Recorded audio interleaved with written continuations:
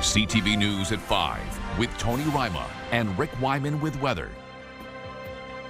Good evening. Thanks so much for joining us on this Tuesday, January 27th. As Sudbury police search for a suspect in a weekend stabbing downtown, one of the witnesses has some insight into the circumstances. We get more from CTV's Angela Gemmell. The suspect remains at large after a stabbing just after 2 a.m. Saturday in downtown Sudbury that left one person with serious life-threatening injuries. Definitely worries me a little bit going back. I've heard that it's pretty rough. Russell Hewitt witnessed the stabbing and everything that led up to the incident. He'd been out with friends, including his girlfriend who lives near Sudbury. It was his first time out in Sudbury. According to Hewitt, the suspect had tried to pick a fight with him and others inside the fast food establishment. I didn't notice it, but my girlfriend noticed that his pupils were very big, like he was on something. Hewitt says his group left the business but were waiting for a few others when they saw the suspect and a few other people beating up another man. We saw that he had a bladed weapon that was probably about 6 or 7 inches, and he made a thrusting motion at the man that was on the ground. So I said he has a knife, and we took off up the street. But Hewitt says the suspect followed after them. I turned around, and when I turned around, he was about anywhere from 4 to 7 feet away approaching me with it, and I had some like a box of food, and I threw it at him, and when I threw it at him, he hit me across here. And I didn't realize until the next morning that I had a cut in my coat about that big all the way through my coat. Hewitt says he doesn't know the suspect or the victim. Sudbury police say the 22-year-old victim was taken to hospital with serious non-life-threatening injuries. Investigators say the two were involved in a verbal argument inside the business. The suspect fled on foot prior to police arriving. They're looking for a man in his 20s, around 5'10", with black hair, wearing a black coat. As for Hewitt, he's glad he kept a cool head. If I had to do it again, I'd do it the same way, because I would rather me take the brunt of it head on, knowing it was coming, than have him go up behind somebody I was with or my girlfriend and sink it into them. Angela Gemmell, CTV News, Sudbury. Now to the weather, and active weather in some communities at this hour. To tell us more, we go to CTV's Rick Wyman. Rick, what's happening? Tony, we've got, some precipitation, particularly squalls and flurry activity in Sault Ste. Marie for this evening. More of the same as well in Parry Sound. Snow squall warnings. Let's check out our systems map courtesy of CAA. Get your membership today at caa.ca. You can see the system moving through, affecting Sault Ste. Marie and parts of that Highway 17 corridor. We'll take a look at the current conditions coming up in just a couple of minutes. Your 5-day forecast. Next hour, 7 days in our current temperatures. Not as drastic as it was yesterday, but it is warming up. Some semblance of warmth, but it will be cold tomorrow morning when you wake up. We'll get into those numbers in, a little bit later on in the 5 and the 7-day forecast. Back to you. Thanks, Rick. The City of Greater Sudbury's Planning Committee met yesterday to hear the decision on the deferred Coniston Industrial Park rezoning from November. The committee approved the application almost unanimously. The approval permits GFL facilities to provide solid and hazardous liquid waste management services and soil recycling at the Coniston Industrial Park. The decision was previously deferred and allowed community members time to understand the impact of the zoning reclassification. Communicating something by putting it on a website is not going to help the community to understand what is exactly happening. And I appreciate the fact that GFL had that public meeting in Coniston to explain what they're doing there. And that was really valuable. And I think we all learned a lesson about public consultation, about letting people know so they can understand and ask lots of questions. The Planning Committee says public comments were received and considered, but had no effect on the decision. It's time for a quick break. Coming up on CTV News at 5. Rick has your full weather forecast. Right now, though, we're off to Wawa in the mouth of the Michipicoten River. This live webcam is courtesy of the municipality of Wawa. It's minus 13 degrees. We are back in a few minutes. Fuel your Fridays with CTV and Pure Country. Enter online for a chance to win a $100 gas gift card. Fuel your Fridays. Powered by CAA. Life isn't one size fits all. Neither is CAA. Not a bad day across Northeastern Ontario, of course, but now we've got some snow squall activities in Sault Ste. Marie and Parry Sound.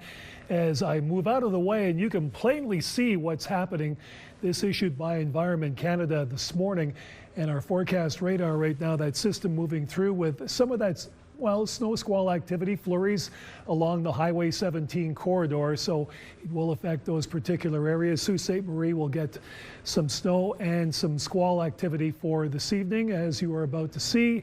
Again, the flurries in Greater Sudbury, Nickel Belt, -14, colder with the wind chill tomorrow morning. Sun and cloud in the Sault, -17.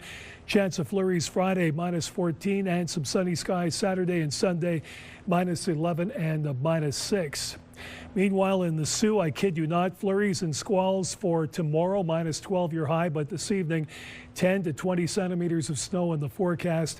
So again, the squalls and the flurries. Thursday, sunny skies, -17.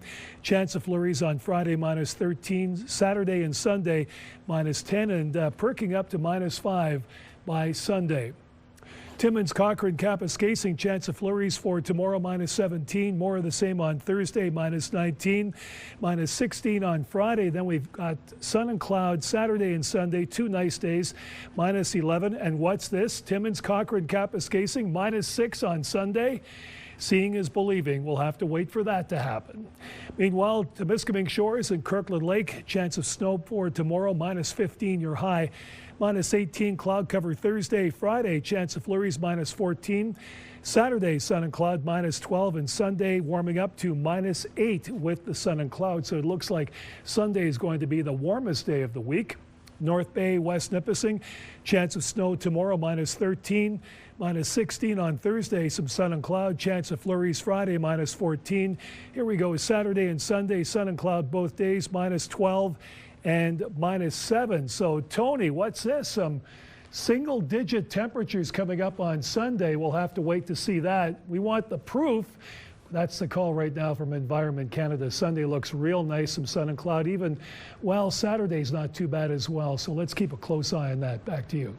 Thanks for that, Rick. More residents in Sault Ste. Marie will now be eligible for a unique pathway to housing. The Affordable Home Ownership Program run by the Social Services Board has recently expanded eligibility for the program to people not in social housing. CTV's Corey Nordstrom has the details. Sawing, sanding, and so much more is taking place at 116 Andrew Street, one of 2 sites currently being fixed up as part of the Sault Social Services Affordable Home Ownership Program. One facet sees students from the Sault Career Centre who are given 10 weeks both on the job and in classroom to learn skills to get them employed. We buy a house that's in need of repair in an area of the community that's a bit depressed, and we run a training program through it for people in receipt of Ontario Works or receipt of ODSP. And last year, during 2024 to 2025, we got 91 people employed. Just even taking that step forward to getting in this program was huge for me. So I'm a mother of 4 and wasn't really knowing what I wanted to do, and then I went full throttle into this course, and I'm like, oh, this is what I want to do. The program started in 2021 with social services selling the homes to people currently in social housing at the price of purchase before renovations. Now they're expanding eligibility for the program. The application is income based, but we also want to hear what impact would this have on their family? How would this change their life? What attachment to social services have they had in the past? This is a one-of-a-kind program in the country, says the DSAB boss, who views it as a win for all involved. People are getting jobs. We're creating affordable units. We're freeing up a rental unit on the other side, and we're doing neighborhood revitalization. I feel really glad that we have these kinds of programs, and for people that are struggling to get the hands-on experience, it's going to benefit a lot of people, that's for sure, a lot. The Affordable Home Ownership Program receives heavy praise from the workers on site, but Nadeau says they have yet to secure permanent funding for it. The Sault Social Services CEO would like to see the province make this program a part of their regular operational budget. Corey Nordstrom, CTV News, Sault Ste. Marie. A Sudbury construction company, along with volunteers and area businesses, are making warm kits to be distributed to people living outdoors in tents. The kits are made of reflective insulation and are designed to help prevent frostbite. CTV's Alana Everson reports. Stephanie Rees is head contractor with SP Paris Construction and came up with the concept of the warming kits after visiting an encampment site and talking with people living in tents. I visited the encampment and was trying to figure out why there was so much frostbite. I noticed that none of the tents were ventilated and that they didn't have a thermal break on the ground. There are 2 kits made from reflective insulation, one for a tent and another to put in boots and hats. Reflective insulation can be used as a thermal break so that it keeps the cold downward and reflects body heat back to the user. The kits are being distributed free of charge at the warming center at Energy Court and by outreach teams throughout the city. It's creating a barrier between the ground and the individual inside the tent. So we're hoping it does prevent cases of frostbite in extreme cold.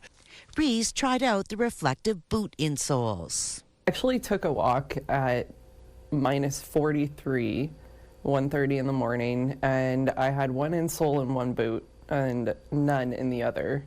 And that was 2 days ago. My left foot was unaffected. It kept warm. And my right foot still hurts. Rees says many area businesses have generously donated reflective insulation to the Go Give project. The kits are super easy to make. I would even encourage school children as a class to make them for their community. Rees says she has received inquiries about the kits from towns and cities across the province, and she is gladly sharing the concept and how to make them. Alana Everson, CTV News, Sudbury. You shall not pass. Coming up on CTV News at 5, some snowmobile riders in Greater Sudbury are trespassing on a mining giant's property.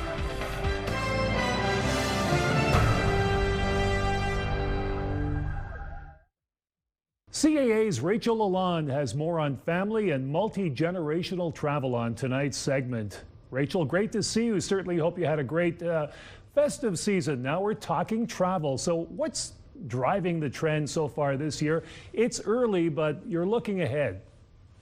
Yeah, for sure. Families are wanting to do multi-generational travel, so they're prioritizing their shared experiences, and they're traveling together while everyone is healthy and able to enjoy it together as a single unit. So we see trips now that include the grandparents, the parents, the children, all in one itinerary. And with the rising travel costs, when you're sharing accommodations and transportation, that certainly helps save some bucks here and there. Okay, now Rachel, choosing a destination can be problematic when everyone has different needs. So what should families prioritize when planning that big trip? Yeah, for sure. So accessibility is a big thing. So you're going to get, the older folks who, might require extra assistance, or you need a walkable area. The cobblestones is going to be difficult for them. Shorter transfers. Do you really want to be on a bus for 3 hours with 3 screaming kids and a grumpy grandmother? We have to make sure that everybody is taken care of, and you have to make it easy for everybody at every level. What are some of the, must-have essentials that are often forgotten during a trip? Yeah, for sure. So the biggest thing that I hear, that people forget, of course, is their chargers and power banks. They bring all their smart devices, but they can't charge them because they forgot the stuff at home. So make sure you pack that. But medication and prescription, they always need to be with you on your carry-on. Don't put them in your suitcase that's checked, because if it gets lost, you don't have your medication. Make sure you bring a few extras too, just in case you're having to, extend your trip for whatever reason. Make sure you have enough medication, or if you drop some on the floor, you're not scrambling around because you've run out. A basic travel first aid kit can be really helpful as well. Those kids are going to get bumps and bruises, and you want to be able to patch it up. Take a photocopy of important documents, so the passports, insurance details, and a copy of your prescriptions as well. In time of stress and you can't find something, at least you'll have a picture that you can relay back to, and it makes it a little bit easier. It's amazing how CAA thinks about everything. Now, what about travel plans? They can change quickly. So how important is flexibility when booking? So to be flexible, you know, it takes the stress out of things. So if something goes one way and you're expecting it to go a different way, then at least you can, you know, ride with the tide and be, you know, comfortable in the sense that you had that plan B, and things will be so much more smooth when you're doing that. CAA's Rachel Lalonde on tonight's travel segment. Thanks so much for doing this, Rachel. And again, you've got all the answers to all the questions, so check out CAA Travel for more information. Thanks for that, Rick. Snowmobile riders in Sudbury are being reminded that there is no trail connecting Coppercliff and Lively. This after riders have been ignoring posted signs on a mining company's property. CTV's Lindsay Alick has more. Earlier this month, the Walden SnowRunners Snowmobile Club shared this post on Facebook. It says in part, as a reminder, there is no official trail from Coppercliff to Lively. It was closed approximately 6 years ago. If you are riding in this area, you are trespassing. It goes on to say that valet placed jersey barriers and additional trail close signs to reinforce this, yet some riders continue to ignore them. I won't name the big landowners because we do have quite a few of them, but you know, that really jeopardizes the relationship we have with them when people trespass on their property, especially in places where there is no trail anymore. And we really need to keep those relationships, because in the Sudbury area, if we were to lose our two largest landowners, which I'm sure everybody can figure out which ones those are, it is 80% of our trail network would be gone. CTV reached out to Valet for comment and received this statement. Valet Base Metals supports healthy winter recreation and appreciates the ongoing efforts of the Sudbury Trail Plan volunteers who maintain and communicate safe trail conditions. We strongly encourage all snowmobilers to follow posted signage, respect established rules, and check the OFSC online trail guide for up-to-date trail status before riding. Our online guide that tells you whether the trail is unavailable, limited, or available, which are the colors, right? Red, yellow, green. Stuff changes all the time, right? Landowners revoke permission, but we need to keep an eye on these trails and just look, just take a glance before you go out, take a look, see where you're going to ride, make sure that they are available or limited and that they're not red or that they haven't completely disappeared. Seville says although the season got off to a rough start due to the weather, most of the trails are now open. He says at the end of the day, he wants riders to ride safe and enjoy their time on the trails. Lindsay Alick, CTV News, Coppercliff. The city of North Bay is busy preparing for the Special Olympics Ontario Winter Games next January. Hundreds of athletes and their families are going to converge on the community. CTV's Eric Tashner tells us more. The countdown is on. 1 year from today, North Bay will be welcoming hundreds of Special Olympians for the Special Olympics Winter Games. I'm excited because my family and friends will be able to come and watch and they don't have to travel as far. North Bay last hosted the competition in 2015. Special Olympics has been a charity of choice of the Ontario Association of Police since 1996. I'm happy to carry on that tradition here. Athletes are competing in several sports, including curling, skiing, both alpine and cross country, figure skating, and snowshoeing.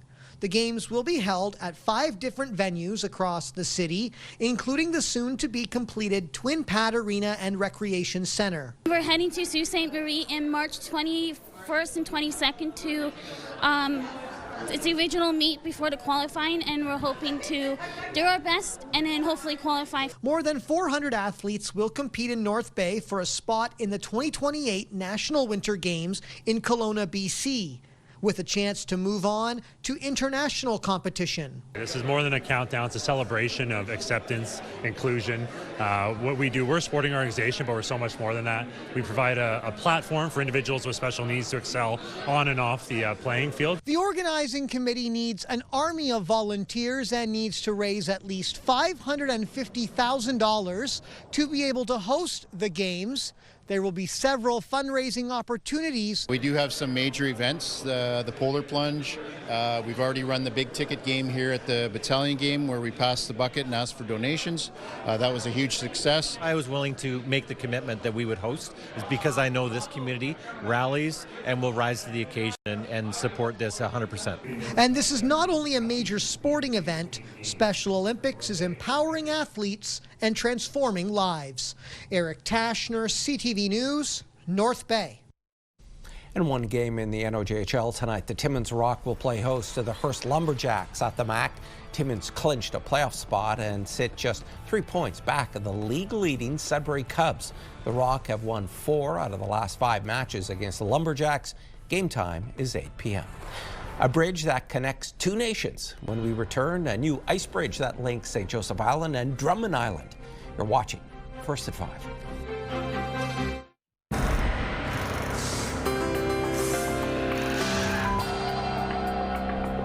Our first community close-up comes to us from Sault Ste. Marie. Wendy Lynn Hill took this photograph last week and says, "We got some sun today. Hope it stays forever.